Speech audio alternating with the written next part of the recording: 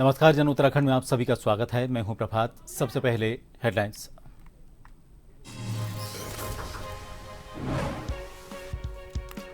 CM Dhami ने वीर सैनिकों के साथ किया संवाद। ऑपरेशन सिंदूर को बताया अभूतपूर्व सफलता। सैनिकों से की चर्चा।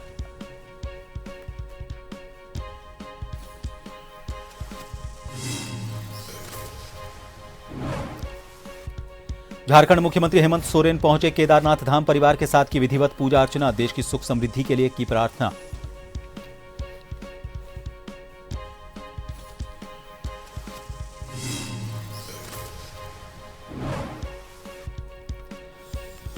अंकिता भंडारी मर्डर। भाजपा नेता के बेटे समेत 3 को उम्र कैद। 2 साल 8 महीने बाद जिला कोर्ट का फैसला। हत्या कर लाश फेंकी थी नहर में।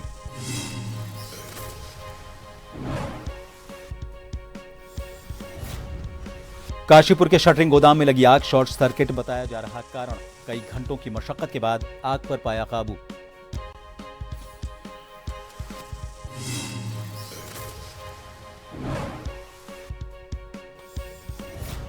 और रुड़की में भोजन माताओं ने किया विरोध प्रदर्शन। एसडीएम कार्यालय पहुंचकर सौंपा ज्ञापन। अनिश्चितकालीन धरने की दी चेतावनी।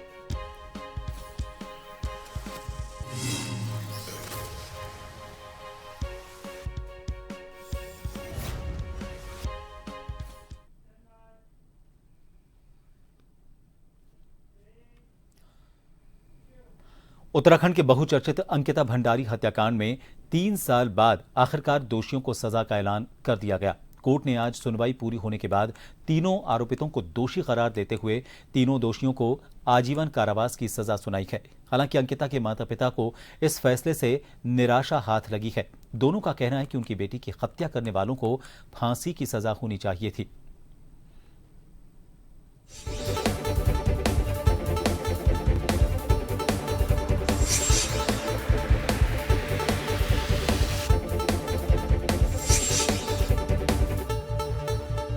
उत्तराखंड के सबसे चर्चित अंकिता भंडारी हत्याकांड के मामले में कोर्ट ने 2 साल 8 महीने बाद केस में मुख्य आरोपित पुलकित आर्य, सौरभ भास्कर और अंकित गुप्ता को दोषी करार देते हुए उम्र कैद की सजा के साथ 50,000 रुपए के जुर्माने की सजा सुनाई है। कोर्ट ने तीनों आरोपितों को आईपीसी की धारा 302, 201 और 354A और धारा 31D में अलग अलग सजा सुनाई है और जुर्माना भी लगाया है। इसके अलावा कोर्ट ने पीड़ित परिवार को 4 लाख रुपए के मुआवजे का भी फैसला सुनाया है।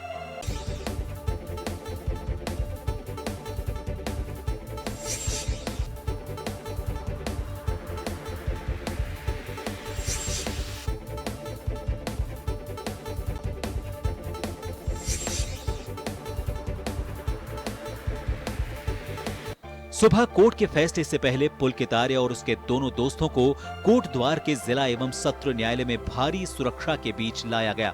इस फैसले से पहले कोर्ट द्वार के चप्पे चप्पे पर पुलिस का कड़ा पहरा भी रहा, जबकि पूरा कोर्ट परिसर और आसपास के क्षेत्र को पूरी तरह से छावनी में तब्दील कर दिया गया। सुबह करीब 11 बजे कोर्ट की कार्रवाई शुरू हुई और इस हत्याकांड में आरोपित पुलकित आर्य और उसके 2 दोस्तों को दोषी करार दे दिया गया, जिसके बाद कोर्ट ने तीनों को उम्र कैद की सजा सुनाई। इसमें तीनों अभियुक्तों को आजीवन कारावास हो गई है। 302 में कन्विक्ट हो गए हैं और 201 में आजीवन कारावास और 50,000 रुपये जुर्माना न देने की उसमें 1 वर्ष का अतिरिक्त साधारण कारावास और आजीवन कारावास, कठोर कारावास होगा। अपील पर प्रतिरक्षा के लिए प्रतिकर के लिए 357 का में 4 लाख रुपए जुर्माना समस्त अभियुक्तों को प्रतिकर के रूप में पीड़िता के माता पिता को देने के लिए आदेश किया। वहीं कोटद्वार के जिला एवं सत्र न्यायालय के इस फैसले पर अंकित भंडारी के माता पिता थोड़े निराश जरूर हैं, लेकिन अंकिता भंडारी के पिता वीरेंद्र भंडारी का कहना है कि उन्हें उम्मीद थी कि उनकी बेटी की हत्या करने वालों को फांसी की सजा होगी, लेकिन कोर्ट ने उन्हें उम्र कैद की सजा सुनाई है। उन्होंने कहा कि दोषियों को फांसी की सजा के लिए वो अब हाईकोर्ट का रुख करेंगे। अंकिता की मां और पिता का यही कहना है कि उनकी बेटी की हत्या करने वालों को भी मौत की सजा होनी चाहिए। कह रहा था कि भाई मौत के बदले मौत, तो हम हमारे जीते जी इनको तो फांसी की सज़ा होनी चाहिए थी, क्योंकि हम आज हैं तो कल नहीं है। लेकिन हम चाहते थे कि भाई हमारे सामने इनको जो है फांसी की सज़ा होनी चाहिए थी। हमारी ज़िंदगी कैसी है ये आप सभी जानते हैं। मैं नहीं चाहती कि जिस तरह से उन्होंने मेरे बेटे के साथ किया, किसी अन्य बेटे के साथ वो ऐसा करे। इन्हें फांसी की सज़ा होनी चाहिए थी। मैं संतुष्ट नहीं हूँ। मैं जब तक इनको फांसी के फंदे पर नहीं देखूंगी, मैं संतुष्ट नहीं हूँ। आखिर 3 साल बाद हत्या के आरोपितों को सजा मिलना भी सरकार का ठोस कदम बताया जा रहा है। उत्तराखंड से ब्यूरो चीफ SN पंत की रिपोर्ट। उत्तराखंड में हुए बहुचर्चित अंकिता भंडारी हत्याकांड में आखिरकार न्याय की जीत हुई है। आज न्यायालय ने इस मामले में तीनों दोषियों पुलकित आर्य, सौरभ भगोली और अंकित गुप्ता को सख्त आजीवन कारावास और कठोर कारावास की सजा सुनाई है। और इस फैसले ने न केवल अंकिता के परिवार को एक बड़ी राहत दी है, बल्कि पूरे प्रदेश की जनता में ये भरोसा भी मजबूत किया है कि कानून और सरकार न्याय दिलाने में पूरी तरह सक्षम है। 1000 दिन 3 साल के अंदर ये फैसला आया जिसमें आरोपियों को हत्या का दोषी मानते हुए आजीवन कारावास की सजा सुनाई गई है। और इस दौरान लगातार हमारे प्रशासन के लोग, हम लोग, परिवार के लोगों से भी लगातार हमने संवाद कायम रखा, उनको आर्थिक सहायता भी दी। हमने ये सुनिश्चित किया कि हम किसी भी प्रकार से अंकिता बेटी को, बहन को न्याय दिलाएंगे, क्योंकि हम उसको वापस तो नहीं ला सकते, लेकिन उसके साथ न्याय हो, ये हमने सुनिश्चित किया। आज का जो फैसला आया है उससे समाज में यह संदेश गया है कि अपराधी चाहे जो भी हो, वो कानून से ऊपर नहीं है। और इस प्रकार के जो फैसले हैं वो आने वाले समय के लिए भी एक साफ संदेश है, एक नजीर है। और देवभूमि उत्तराखंड में कोई कितना भी बड़ा हो, कितने ही लंबे उसके हाथ हों, लेकिन कानून से वो बच नहीं सकता, किसी कीमत पर छूट नहीं सकता। अंकिता भंडारी हत्याकांड में पीड़ित परिवार को इस तरह से आखिरकार न्याय मिल ही गया है। तीनों दोषियों को उम्र कैद की सजा हुई है। प्रारंभिक कार्रवाई में सरकार की काफी गंभीरता नजर आई। इस जघन्य अपराध के सामने आते ही प्रदेश सरकार ने तत्परता दिखाई। आरोपितों को 24 घंटे के भीतर गिरफ्तार कर जेल भेजा गया, जो इस बात का स्पष्ट संकेत था कि सरकार इस मामले में किसी भी प्रकार की ढिलाई या फिर रसूख बर्दाश्त नहीं करेगी। साथ ही SIT का गठन कर निष्पक्ष और गहन जांच सुनिश्चित की गई। इससे सबूत मजबूत हुए और चार्जशीट ठोस बनी। न्याय की प्रक्रिया तेज रही, पारदर्शी रही और प्रभावी रही। अंकिता के परिजन की मांग पर 3 बार वकील भी बदला गया। इससे उन्हें पूरा विश्वास रहा कि उनकी बात पूरी तरह से न्यायालय में रखी गई। करीब 100 गवाहों के बयान दर्ज किए गए, जो इस केस को मजबूत बनाने में निर्णायक साबित हुए।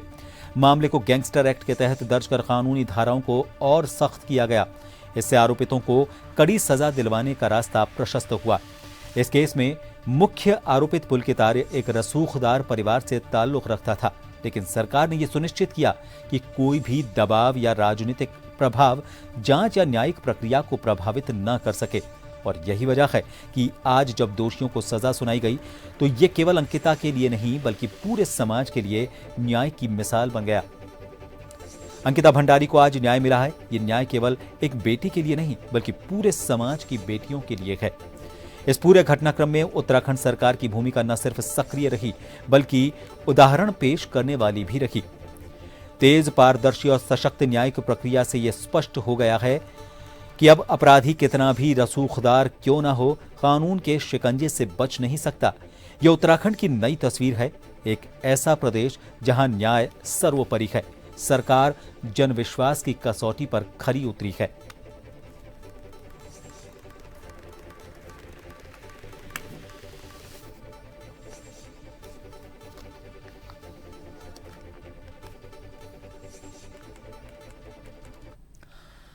उत्तराखंड के इतिहास में महिलाओं के खिलाफ हिंसा के सबसे जघन्य अपराध अंकिता भंडारी हत्याकांड में आज सत्र न्यायालय द्वारा हत्याकांड के 3 प्रमुख दोषियों का अपराध सिद्ध होने और तीनों आरोपितों को आजीवन कारावास और अर्थदंड के फैसले का स्वागत करते हुए उत्तराखंड प्रदेश कांग्रेस कमेटी ने दोषियों को फांसी की सजा के लिए अभियोजन पक्ष को उच्च न्यायालय जाने के लिए प्रदेश सरकार द्वारा निर्देशित किए जाने की मांग की।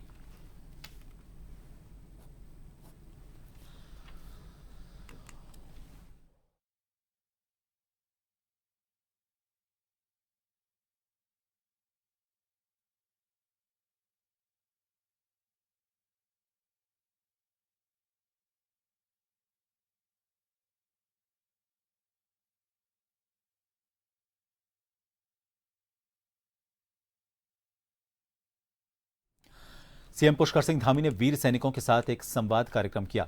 गढ़ी कैंट देहरादून में संवाद करते हुए ऑपरेशन सिंदूर को अभूतपूर्व सफलता बताया। सीएम धामी ने सैनिकों से संवाद भी किया।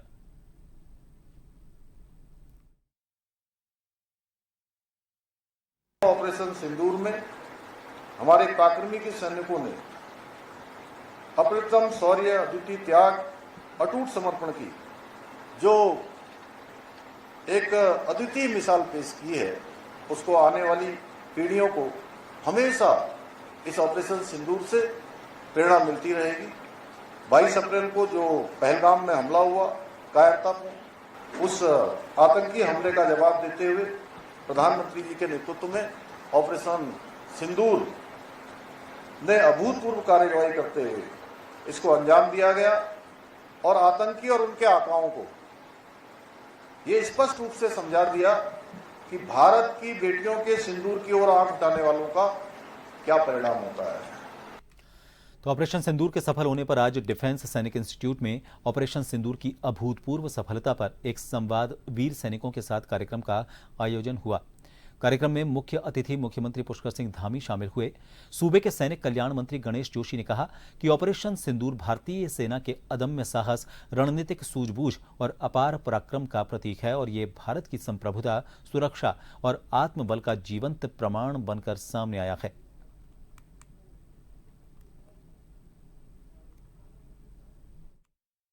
भारत की सेना ने जो हमारी बहनों का सिंदूर उड़ा था, मैं देख रहा था टीवी पर, जब एक बहन के पति को मारा गया और उससे कहा कि जाकर मोदी को बता देना, तो मोदी ने उनको बता दिया कि भारत की सेना किस प्रकार से अपनी बहनों के सिंदूर का बदला लेता है और उसको ऑपरेशन सिंदूर का नाम दिया।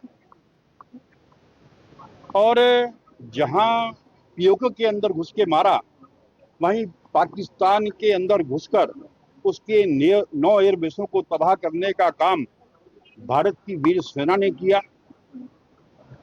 और कल पाकिस्तान के प्रधानमंत्री ने इस बात को स्वीकार लिया है कि भारत की सेना ने उनकी एयरबेसों को तबाह किया है।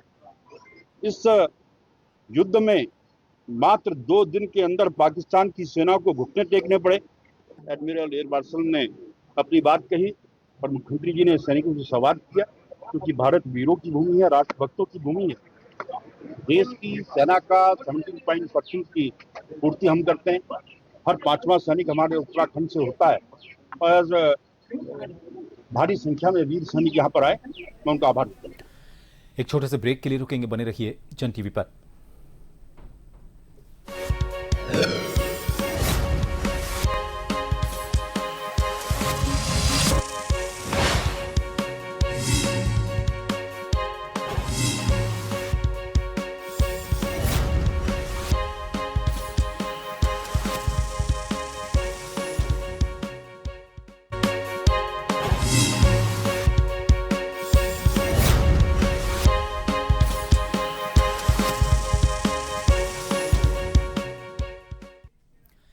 एक बार फिर आप सभी का स्वागत है। झारखंड के मुख्यमंत्री हेमंत सोरेन आज अपने परिवार के साथ पवित्र तीर्थस्थल केदारनाथ धाम पहुंचे। मंदिर परिसर में पहुंचकर उन्होंने परिवार के संग विधिवत पूजा अर्चना संपन्न की। मुख्यमंत्री सोरेन का हेलीकॉप्टर सुबह ठीक 8:05 पर केदारनाथ हेलीपैड पर उतरा। मुख्यमंत्री अपने पूरे परिवार के साथ बाबा केदारनाथ के दर्शन और पूजा अर्चना के लिए पहुंचे। इस दौरान उन्होंने देश की सुख समृद्धि के लिए प्रार्थना की और बाबा केदार से आशीर्वाद लिया।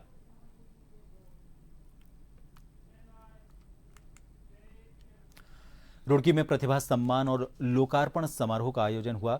इस विशेष मौके पर उत्तराखंड के कैबिनेट मंत्री और शिक्षा मंत्री डॉक्टर धन सिंह रावत मुख्य अतिथि के रूप में कार्यक्रम में शामिल हुए। साथ ही रुड़की विधायक प्रदीप बत्रा, भाजपा जिला अध्यक्ष डॉक्टर मधु सिंह, राज्य मंत्री शोभाराम प्रजापति भी मौजूद रहे। कार्यक्रम का शुभारंभ दीप प्रज्वलन और वंदना गायन के साथ किया गया। इसके बाद विद्यालय की ओर से बोर्ड परीक्षाओं में उत्कृष्ट प्रदर्शन करने वाली छात्र छात्राओं को सम्मानित किया गया। मंच से विद्यार्थियों को प्रमाण पत्र, स्मृति चिन्ह और पुरस्कार प्रदान किए गए।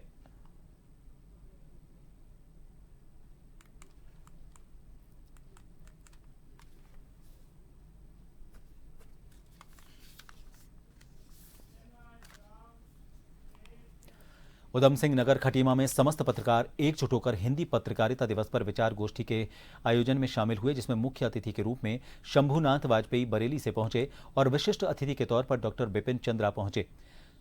कार्यक्रम में राजेश छाबड़ा और खड़क सिंह गैंडा ने अपने अपने विचारों को रखते हुए अपने अनुभव साझा किए। वहीं पत्रकारों की समस्याओं को लेकर विचार विमर्श किया गया, साथ ही उनकी समस्याओं के निवारण के लिए भी बात रखी।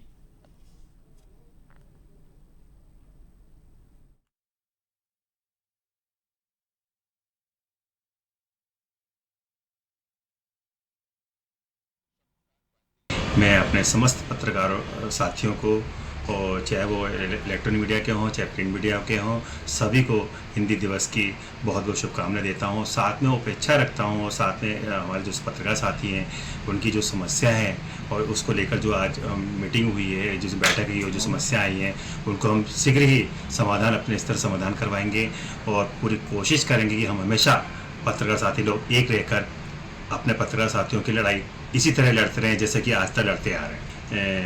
पत्रकारों की समस्याओं को रखा और कुछ सुझाव भी दिए। हम निश्चित रूप से अपने संगठन के माध्यम से उन सुझावों पर अमल करेंगे और शीघ्र ही और सरकार से, प्रशासन से, शासन से उन सुझावों पर मनाने की कोशिश करेंगे और जल्दी से जल्दी कोशिश करेंगे कि जो पत्रकारों की समस्याएं हैं और जो उनकी मांगें हैं, शासन और प्रशासन उनको जल्दी से जल्दी पूर्ण करें। भारत सरकार के भारतीय मानक ब्यूरो द्वारा जागो ग्राहक जागो कार्यक्रम के तहत विकासनगर में जिला पंचायत प्रशासक मधु चौहान की अध्यक्षता में एक ग्राम चौपाल का आयोजन हुआ। इसमें विधायक मुन्ना सिंह चौहान और भारतीय मानक ब्यूरो के निदेशक उत्तराखंड सौरभ तिवारी ने शिरकत की।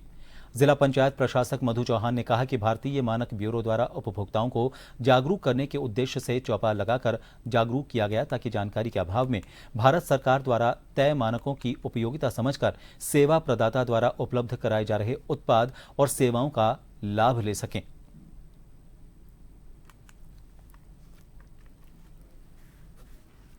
उपभोक्ता को जागरूक करना बहुत जरूरी है। बहुत सारी सरकार की स्कीम होती है, बहुत सारे इस तरह के जागरूकता कार्यक्रम होते हैं, लोगों को जानकारी नहीं होती है और जब उनको जिस चीज़ को जानकारी नहीं होगी तो अपने उपयोग भी नहीं कर पाते हैं। बहुत सारे मैंने अपने पौधे में उदाहरण दिए हैं, घरेलू चीज़ें हैं, कृषि से संबंधित चीज़ें हैं, कॉस्मेटिक्स का सामान होता है या महिलाएं हम लोग कई बार गहने वगैरह लेते हैं। जितनी हमने उसकी कीमत दी है उस कीमत के अनुसार उसकी गुणवत्ता है या नहीं है, उसकी जांच हमको कैसे करनी है। अगर उस जांच में वो चीज़ हमको सही नहीं पाई गई है तो उस समय उसका हमारे पास क्या अधिकार है। तो ये सब चीज़ें जानकारी आज इस कार्यक्रम में दी गई है। में जो ये एक चौपाल का आयोजन किया गया है, इसमें जितने भी ग्रामीण परिवेश में हमारे जो जनमानस आज हमारे साथ जुड़े हैं, जिसमें मुख्यतः जो किसान भाई हैं और जो विभिन्न प्रकार के क्षेत्रों में अपने कार्य कर रहे हैं, उनको ये जागरूकता करना था कि जो भारतीय मानक ब्यूरो द्वारा विभिन्न प्रकार की गुणवत्तापूर्ण स्कीमें चलाई जा रही हैं, जिसमें मुख्यतः ISI मार्क है, हॉल मार्क है जो कि सोने के आभूषणों पे दी जाती है, और इसके अलावा जो इलेक्ट्रॉनिक आइटम पे CRS स्कीम है उसके बारे में वो परिचित हों। लोहाघाट चंपावत राष्ट्रीय राजमार्ग में खूना बोरा के पास डंपर और कार के बीच आमने सामने की भिड़ंत हो गई। इसमें कार चालक घायल हुआ है और कार में सवार 2 लोग मामूली रूप से चोटिल हुए हैं। जल संस्थान के पेयजल ढो रहा डंपर लोहाघाट से चंपावत की तरफ जा रहा था, तभी चंपावत से लोहाघाट की ओर आ रही एक कार से उसकी जोरदार टक्कर हो गई। दुर्घटना में वाहन चालक दीपांशु जोशी निवासी सितारगंज घायल हुए हैं और उनकी पत्नी यामिनी जोशी और बेटी अनन्या मामूली रूप से चोटिल हो गए हैं।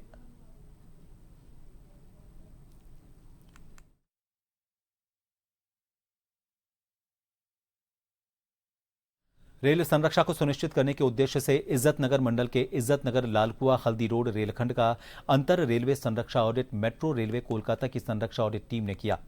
मेट्रो रेलवे की संरक्षा ऑडिट टीम में प्रधान मुख्य संरक्षा अधिकारी मनीष जैन के साथ आई मेट्रो रेलवे की संरक्षा ऑडिट टीम ने इज्जतनगर और Lalkuan railway station, station yard, relay room, coaching depot, crew lobby, running room, curve, संपारों और स्वचालित दुर्घटना राहत चिकित्सा वैन का गहन संरक्षा निरीक्षण किया।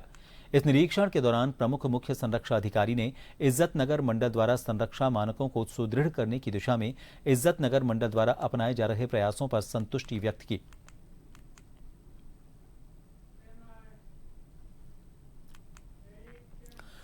हरिद्वार के बहादुराबाद क्षेत्र स्थित दादूपुर गोविंदपुर गांव में एक बार फिर भीषण आग ने तबाही मचा दी। आबादी के बीच चल रहे 7 कबाड़ गोदामों में आग लग गई, जिसने कुछ ही देर में लाखों रुपए का नुकसान कर दिया। सूचना मिलते ही पुलिस मौके पर पहुंची। मौके पर रानीपुर कोतवाल प्रभारी निरीक्षक मनोहर सिंह भंडारी भी टीम के साथ पहुंचे। दमकल विभाग की 5 से 6 गाड़ियां पहुंची और कड़ी मशक्कत के बाद आग पर काबू पाया। आग की भयावहता इतनी थी कि इलाके में अफरा तफरी मच गई और लोग दहशत में अपने घरों से बाहर निकल आए।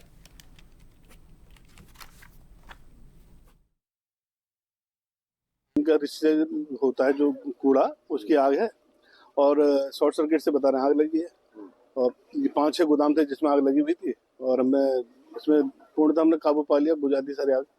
और जो है अंदर है थोड़ा बहुत है वो तो अभी जेसीबी भी मैंने इनसे बोला है जेसीबी लाने के लिए, क्योंकि कुछ नीचे कूड़े की जो आग होती है वो नीचे रहती है, तो जब तक वो जेसीबी आएगी नहीं और उसको खरीदेगी नहीं तब तक वो बुझ नहीं पाएगी। अभी उसको हम बुझा रहे, बाकी हमने सारी तरफ से काबू कर लिया।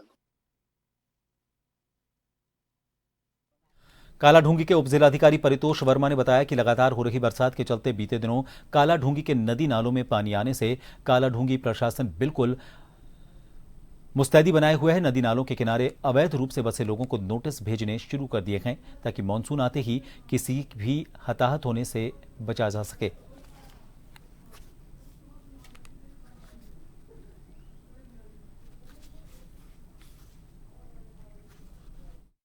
प्री मानसून है और बारिश अभी काफ़ी मात्रा में हो भी रही है, तो एक तो जो हमारा शहरी क्षेत्र है इसकी नालियों की सफाई के निर्देश दिए गए हैं ताकि जल भराव जैसी समस्या न हो।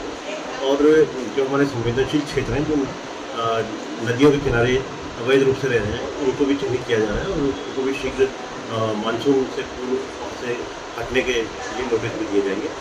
और जो हमारा संवेदनशील एरिया है जो एक पुल है हमारा स्थायी पुल, तो इसके लिए भी हमने कार्य योजना बनाई है और जो फॉरेस्ट का एरिया है जिससे ये पानी डाइवर्ट होकर यहाँ की ओर आ गया उसको। इन सभी खबरों के साथ फिलहाल के लिए इस बुलेटिन में इतना ही। नमस्कार।